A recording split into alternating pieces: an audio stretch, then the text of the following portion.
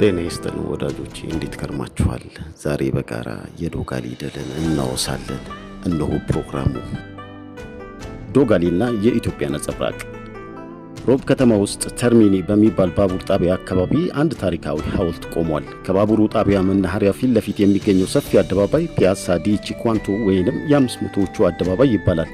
በዶጋሊ ጦርነት ለተደመሰሱ 500 የኢጣሊያን ወታደሮች መታሰቢያ የተሰጠ አደባባይ ነው።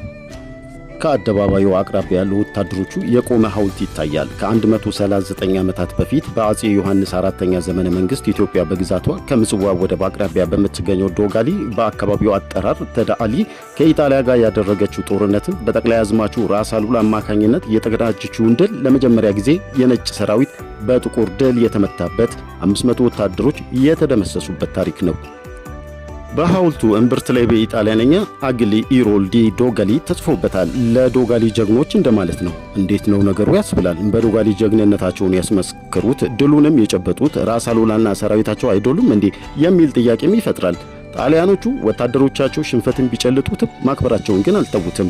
ጥር 18 ቀን 1979 ዓ.ም በያኔዋ የኢትዮጵያ በአሁኗ የኤርትራ ምድር በዶጋሊ የተካሄደው ጦርነት በኢትዮጵያ ድል አድራጊነት መቋጨቱን ተከትሎ ለጀግኖቹ መታሰቢያ በቀዳማዊ ኃይለ ሥላሴ ዘመነ መንግስት በምጽዋ ከተማ ከቆመው ደርግ ስልጣን ሲይዝ ያፈረሰው እንዲሁም በደርግ ዘመን የዶጋሊ 100ኛ ዓመት መታሰቢያ በጦርነቱ በተካሄደበት ስፍራ ላይ የቆይ ኮከብ ሐውልት አቁመውም ነበረ።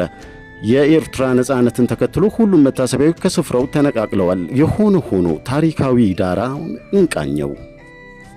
ጣሊያን አንድነትና ውህደቷን እንደ አውሮፓውያኑ አቆጣጠር በ1861 ከመሰረተች በኋላ የቀኝ ግዛትን ለማስፋፋትና ኃያል ሀገር ለመሆን የቀይ ባህር ዳርቻና ምጽዋን ከያዘች በኋላ ወደ ሰሃጢ ከተማ ዘለቀች። መቀመጫቸውን አስመራ የሆነው የምድሪ ባህሪ ገዢ ራስ አሉላ በምዕራብ ኢትዮጵያ የደርቡሾችን እንቅስቃሴ ለመክታት በከሰላ ወይንም ገላባት ጦርነት ላይ እያሉ ጣሊያኖች የዊአንና የዙላ ሰፈሮችን መያዛቸውን በሰሃጢት መመሸጋቸውን እንደሰሙ ወደ አስመራ በመመለስ ለጀነራል ካርሎ ጂኒየም ደብዳቤ ጻፉለት።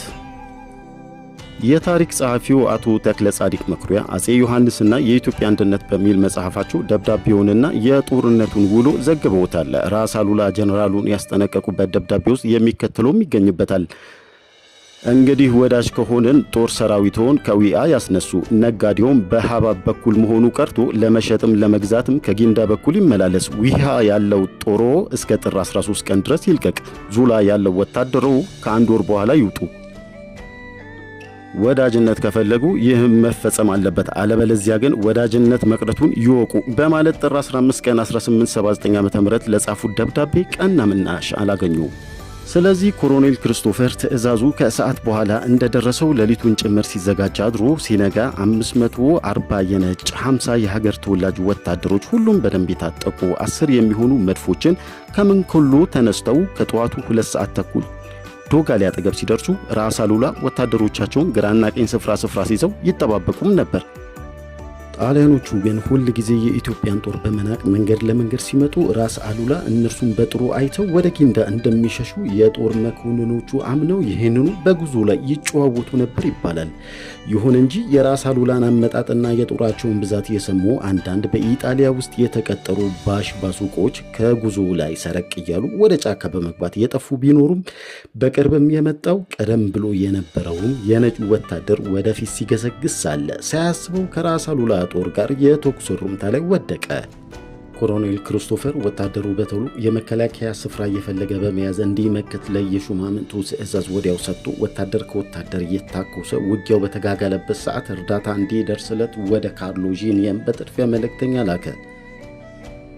ዳሩ ግን ተኩሱ በሚጋጋልበት ሰዓት ኢትዮጵያውያኑ እያደር ዙሪያውን እንደ ቀለበት ከበው ጠላቶቻቸውን መውጫ መግቢያ አሳጧቸው። ጣሊያኖቹን በያሉበት መከበባቸውን ሲያውቁ ጠንክረው ይዋጉ ጀመር። ነገር ግን ከያዙት የጦር መሳሪያዎች ግማሹ በተለይ መድፍና መትረየሱ ከግብጾች በውርስ ሲሆን በግዢ ያገኙት አሮጌ መሳሪያ ስለነበረ በመካከሉ አልሰራ እያለ አስቸገረ።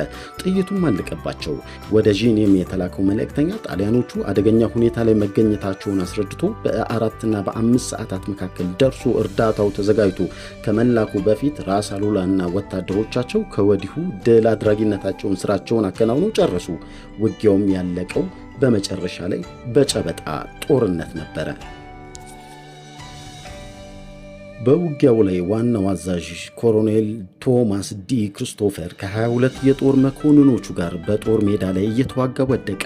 ከመሞቱም በፊት ሻሞላውን በቀኝ እጁ ይዞ ጣሊያን ሕያው ትሁን፣ ጣሊያን ሕያው ትሁን፣ ወደፊት ቅደም በለው እያለ በመጮህ የጀግንነት ሙያ ለማሳየት ሞክረው እንደነበረ በቁስለኞቹ አንደበት የተነገረው በኋለኛው ጊዜ በወገኖቹ በኢጣሊያ ዘንድ የመደነቅን ታሪክ አስገኝቶለታል። ያልተነገረውንም በመጨማመር ቆስሎ ከመውደቁና ሕይወቱ ከመጥፋቱ በፊት በህይወት ላሉ 12 ወታደሮች በውጊያው ወድቀው ለተረፈረፉ ወታደሮች የብረት ሰላምታ ስጡ የሚል ቃል ወርውሯል እየተባለ በየጊዜው ሲጻፍና ሲታመን የቆየውን የዛሬው ተመራማሪ ጸሐፊ አንጀሎ ዴል ቦልካ የፈጠራ ወሬ አድርጎታል። በውጊያው ላይ ራሱ ኮሎኔል ክሪስቶፈር ከ22 የጦር መኮንኖቹ ጋር ሲወድቅ 418 ወታደሮች ሞተዋል። ከነዚህ ውስጥም ቆስለው ወደ ምጽዋ እንደርሳለን ብለው በሌሊት ጉዞ እያቃሰቱ በመንገድ የሞቱ ምጽዋ ደርሰው ነፍሳቸው ያተረፉም ይገኛሉ። አንዳንዶቹ ምጽዋ ሆስፒታል እንደተገኙ ለዘመዶቻቸው በጻፉት ደብዳቤ ላይ ሹማምንቶቻችን ያለምንም ጥናትና ድርጅት ከጦርነት ላይ አጋፍጠውን ጣሊያን ሕያው ትሁን፣ ወደፊት ግፋ ብለው በመጨረሻ እኛን ጥለው እነሱ ሸሹ የሚል ሮሮ ያቀረቡ ነበሩ።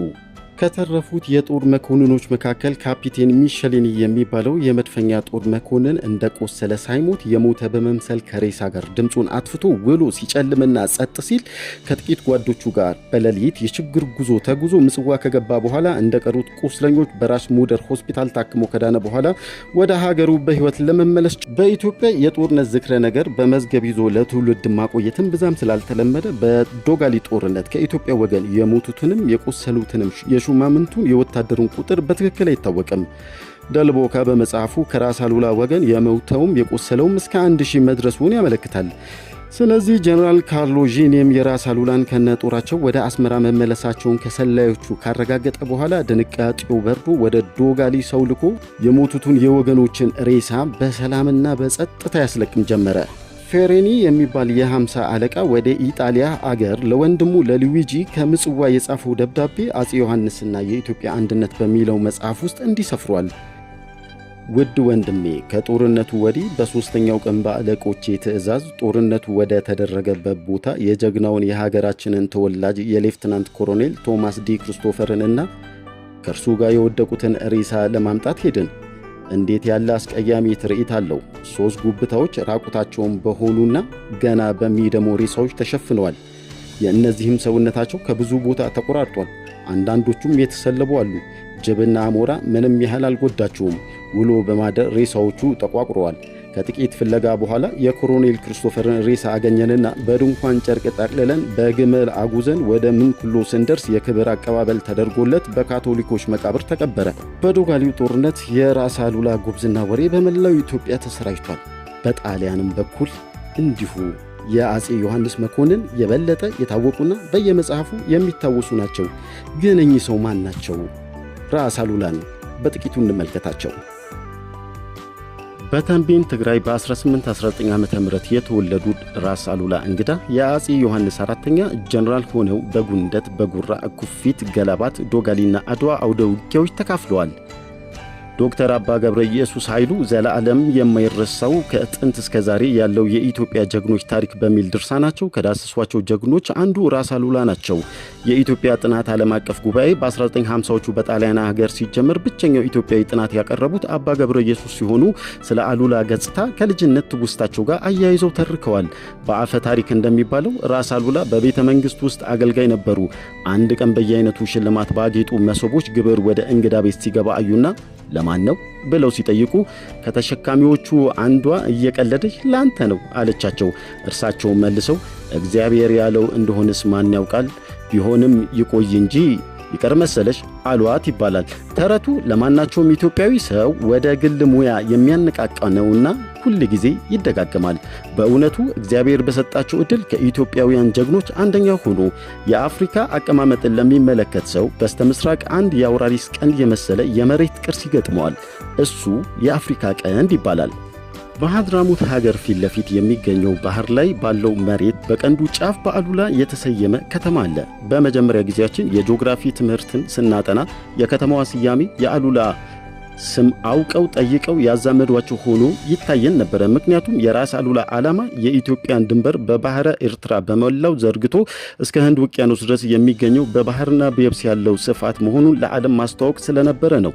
በስተሰሜንና በስተምስራቅ የሚገኘው የኢትዮጵያ መሬት ራስ አሉላ እንደ አንድ ብረት ግንብ ተገንብተው ይከላከሉት ነበረ። በሕፃንነቴ የሰማሁትን ነገር በማስታወስ ላይ ነኝ ይላሉ አባ ገብረ ኢየሱስ።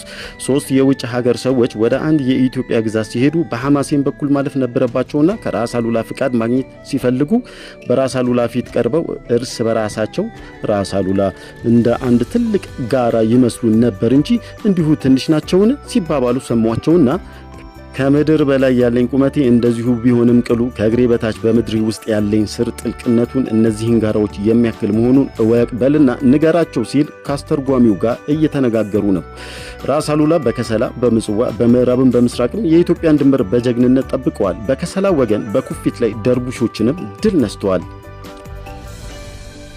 እረ ጉዱ በዛ ጉዱ በዛ በጀልባ ተሻግሮ ሐበሻን ሊገዛ ብሎ አንድ ኢትዮጵያዊ አዝማሪ ዘመረ። የዘመረበትን ጠላት ለመውጋት ደግሞ ወደ ሳህጢት አመሩ።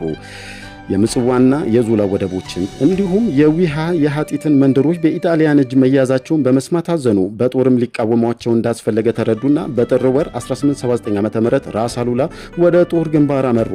ሳህጢት የነበረውን የኢጣሊያንን ጦር ጭፍራውን ከበው ሳለ ለእርዳታ ከምጽዋ ይጓዝ የነበረው የ500 ወታደሮች ጭፍራ ዶጋሊ በተባለ ኮረብታ ላይ ከበው ጨረሱት። የታሪክ ጸሐፊዎች እንደሚሉት ጦርነቱ የ15 ደቂቃዎች ብቻ ሆነ። የኢትዮጵያ ወታደር በጋለ ጀግንነቱ ሲገጥም ጠላቱን እንዴት በመሰለ አኳኋን እንደሚሻማውም አስረዱ። ይህን በመሰለ ድል አድራጊነት ራስ አሉላ የፈለጉትን አገኙ። ጀነራል ጄ ይባል የነበረ የኢጣሊያ ጦር ሰራዊት አዛዥ ሳህጢትን እና ዊሃን ለቀቀ። በምጽዋ ወደብ በኩል መሳሪያዎቹን በሙሉ ለኢትዮጵያ ተላለፉ። ራስ አሉላ በምዕራብ በከሰላ በምስራቅ በምጽዋ ወገን የኢትዮጵያን ጥንታዊያን ድንበሮች አስከበሩ። ለኢትዮጵያ ጀግንነት ተወዳዳሪ እንደሌለው ለዓለም አስረዱ። በ19ኛው ምዕተ ዓመት ኢትዮጵያዊ ጀግና በአንዳንዶች ዘንድ አፍሪካዊ ጀነራል የሚባለው ራስ አሉላ ከዚህ ዓለም በሞት የተለዩት የካቲት 8 ቀን 1889 ዓ.ም ነበረ።